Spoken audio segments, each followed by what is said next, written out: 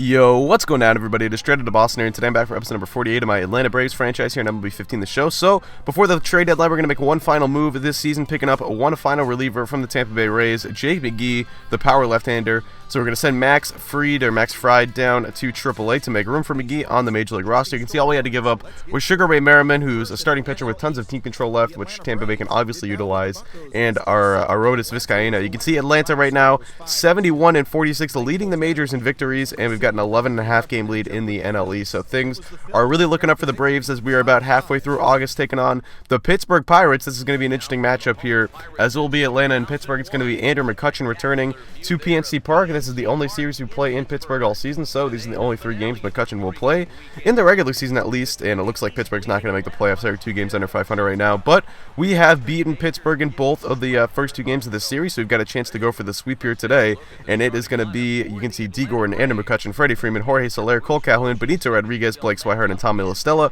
going up against Nick Kingham, the young stud for the Pirates here, who's leading the NL in ERA, entering today's game with a 1.99 ERA. So it's Andrew McCutchen in his first AB of the day, hitting second for the Braves today, and he is going to get himself on board here with a base knock. He extends his hit streak to 13 games with that, and you can see Freddie Freeman entering the box here. He comes into play as an MVP candidate, 314, 27 homers, a 374 OBP, and he's going to increase that with a base hit of his own here, back up the middle. So we've got 2 on with 1 man out here in the top half of the first. A good run scoring opportunity here for the Braves with the middle of the order coming up. Jorge Soler grounds this one to the shortstop to second for 1 on to first. In time, a 6-4-3 double play. Kingham is out of the jam, and the Pirates are going to enter the bottom half of the first. Take a look at their starting lineup today. No Andrew McCutchen. They still have a pretty good 1-2-3 of Marte, Polanco, and Harrison, and they're going to be opposed by Julio Teheran. I know Teheran usually wears number 49. I don't know why his number got switched to 50, but I couldn't go back and change it mid-game, so I'm just going to have to deal with it for this episode. Harrison up with 2 down. He's going to ground this one to the shortstop. Gordon is there to make the play, throw to first in time. And we are through 1 scoreless here in Pittsburgh. Now top 2, Cole Calhoun up 3-2 count. Calhoun's going to go down on the changeup, so first strikeout of the day for Nick Kingham. Now it's Benito Rodriguez up a 1-2 count, and Kingham's going to strike out Rodriguez as well, so a pair of strikeouts now in the second. Next batter is going to be Blake Swihart up. Can Kingham strike out the side? Yes, he can. Yeah, he will right there. Swihart didn't agree with the call. I actually, in-game, didn't think I went around there because I thought I should have held up. I didn't think I tapped X that hard, but oh well. Here we go. Now bottom 2 is Ike Davis up, who enters play hitting 198. Well, Davis is going to rip one into right field. That's going to get down. Bounces off of Soler. He can't quite pick it up. I don't know why. MLB with the stupid animations, as always, but it's alright. So Davis will pull into second base easily. He's got himself a double here to get things going in the bottom half of the second. Now Neil Walker's up next, 1-1 count, and Walker's going to shoot that one the other way into the left center field gap. That's going to get down. It's going to keep rolling all the way to the warning track. Actually, not quite to the warning track. McCutchen cuts it off, and he'll get it in quickly, but it's an RBI double for the hometown kid, Neil Walker, out of Pittsburgh, Pennsylvania, and he drives home the first run of the day. Now, later in the inning, 3-2 count. This one's going to be broken. Bat goes right by Teheran, as he was pretty calm, cool, and collected in this situation. He let the bat fly right by him. That was Ian Desmond, of course. As you can see, this one pretty close to Teheran. You'd think he'd be a little more afraid of something that sharp flying right at him. Now it's Keon Broxton later in the game. Today's starting catcher for the Pirates. He's going to hit one deep left. This one's carrying at the track, at the wall. Calhoun up against it to make the play, and Teheran escapes the jam. Now still a 1-0 game. It's Tommy LaStella up 3-2 count. He goes down to the 2-seamer. Didn't agree with that call, but the 4th strikeout victim of the day for Nick Kingham, as he's got 4 Ks now. Top 4, a 1-2 count to Andrew McCutchen,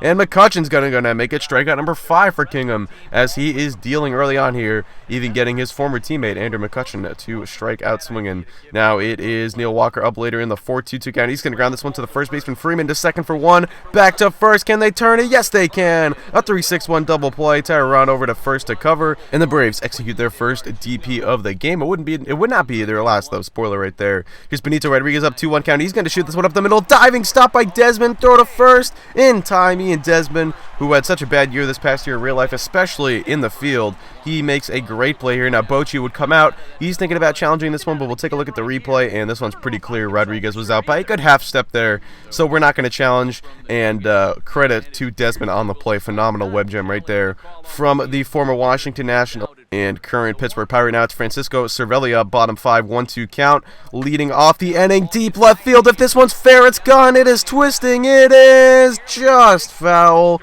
Cervelli barely missing that one. Now later in the same AB here, it's Cervelli, 2-2 count, and he goes down in the two-seamer up and in. That's the same pitch that he just smoked foul. This time he takes it looking, and that would be strike 3. Now it is the pitcher up later, 1-2 count, 2 strikes on him. He fouls it off, should be strike 3, but of course not, because it's MLB 15 the show. We don't play by real baseball rules, so Kingham gets another chance here. Now luckily for us, he's going to pop up the bunt, so I hear him make the catch, so no harm, no foul, but still really quality stuff right there from Nick Kingham in MLB the show. Here we go, 3-1 count. Now Gregory Polanco up later in the inning. He's going to ground this one to the second baseman, turn to second, and that would be the third and final out of the inning. So we are through 5 now on to the top half of the 6th. It's McCutcheon up with a man on and 1 man down. Ground ball to the second baseman, right to the second baseman to flip to Desmond for 1 on the first in time. A 4-6-3 double play, and we are through 5.5 now. Still 1-0 game. Pittsburgh on top. Josh Harrison up 2-2 count, leading things off in the 6th. He goes down. 94 on the gun right there. Tehran blows it by the starting third baseman here. Now it's Neil Walker up 1-2 count with a man on and 1 man down. Ground ball to the pitcher. Tehran to second for 1. Flip to first in time. A 1-4-3 double play, and the Braves turned another. They are out of the inning. On to the top half of the 7th. Before we get there, we've got the 6th inning recap, and a quiet day so far. Only 10 hits from the teams combined and only 1 earned run. It was surrendered by Tehran. Kingham has thrown 6 scoreless so far, but he's going to give up a lead, or not a leadoff hit, but a base hit here to Freddie Freeman in the top half of the 7th. And actually, it was a leadoff base hit, and that would do it for Kingham. Despite the low pitch count, the manager for the Pirates decided that Kingham's day was done. So Chamberlain is going to come on now, Jabba Chamberlain, with no outs here in the 7th, and I am licking my lips at this one. He's got 36 strikeouts, 34 walks this year, and a 5.5 ERA. So Soleri's going to crush one deep center, but this one is going to be caught on the warning track. So Freeman will retreat back to first base now. 1 man down in the inning for Cole Calhoun. 2-1 count, looking for something up in the zone. He gets it. Deep center. This one's back at the wall. It is caught. And oh my goodness, Freeman gets caught off of first. And are they going to turn 2? Yes, they will. I honestly thought when Calhoun hit that, he just smashed it. Usually when I get a fastball up with Calhoun, it's gone. But was not there, just missed it. So bad base running mistake.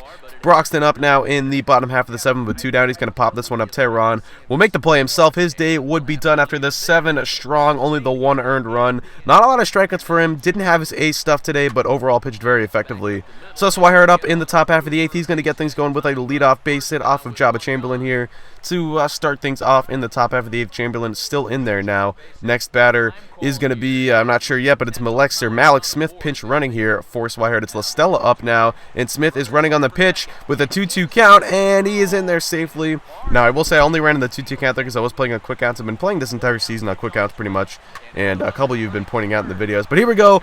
Smith on the run on the pitch, and he will score on the base hit from LaStella, so he was moving on the pitch. I was going for third there in case really, I don't know if he struck out or put the ball in play. Really, I just thought not much to lose when you got someone as fast as Smith and you put him in motion. So we pull off the hit and run there, and we tie the game up at 1. Gordon is going to pop out, he will pop out there to Harrison. So that would be the third and final of the inning. We are on to the bottom half of the 8th. So I would have brought in Sims here if I had known the game was going to be tied, but I've been warming up McGee because I thought it was going to be 1-0 entering the bottom half of the 8th. So I have McGee using him in the 8th. I usually use him in the 9th, and I'll use Lucas Sims in the 8th, but today the roles are going to be a little bit reversed. So it's Josh Harrison up with 2 men down, grounder to the hole. Gordon makes the play, jump throw to second in time. Third and final end of the inning. So McGee is through the 8th. Now on to the 9th. It's McCutcheon leading things off. He's going to take one the other way, deep right field. This one is back towards the wall. It's off the wall over the head of the right fielder, Gregory Polanco. And now here we go. McCutcheon on his horse. He's headed for third, and he is in there safely with a leadoff triple. So McCutcheon now represents the go-ahead run, and he is fired up after this one. Take a look, yelling over to the Atlanta Braves bench. He wants this win. He wants to sweep his former team. Oh, I'm sure he has a lot of love for Pittsburgh. He's signed as a free agent in Atlanta, and he's going to get the go-ahead run here with Freeman. He's got his 3rd single of the night, and Freeman has got the go-ahead base hit. Atlanta leads 2-1. Here we go now. Soler up later in the inning. He's going to ground this one in the 3-0 count. This was stupid. Holy crap. I didn't even realize that was a 3-0 ground out. But it was a 3-0 double play. That was stupid on my part. Here we go now. 2 outs in the inning. This is Mark Melanson still on the hill for the Pirates here. It's Calhoun flying this one to center field. The center fielder is going to get there. He will make the play, and that will retire the side. So we're headed to the bottom of the ninth now. It's going to be McGee in there to face one batter. I left him in for the lefty. Davis here would work out. He strikes out Davis. So we're going to bring in Lucas Sims now. They've got some righties due up in the order. So Sims, like I said, he was the closer to enter the year. He's going to be moved to the 8th inning role with McGee as the new closer, but he's getting a save opportunity now. Cervelli up and a man in motion. That's a base hit. And here comes the runner. He's going for a third. Calhoun's throw, not in time. So we've got 2 men on with just 2 men down here. Just 2 men down, with 2 men down. And DJ LeMahieu was going to come up and pinch hit for the Pirates here. 3-1 count. Tying run on third. Runner's going. It's a double steal. No, it's not. But the runner will get to second safely. So now the winning run just 120 feet away. It's LeMahieu up. Slow roll to third. Rodriguez charges throw to first. In time, they got him, and the Braves win. Final score of 2-1, a come-from-behind victory, and a nice victory at that. That was a good, hard-fought win, and we pick up the sweep of the Pittsburgh Pirates. Good play by Rodriguez at the end. I thought there was a chance there that Rodriguez might not be able to make the play in the moment, but he was sure-handed. He made the play, and we pick up the victory. So that's going to do it. Hope you guys did enjoy. Thanks for watching, and I'm out. Peace.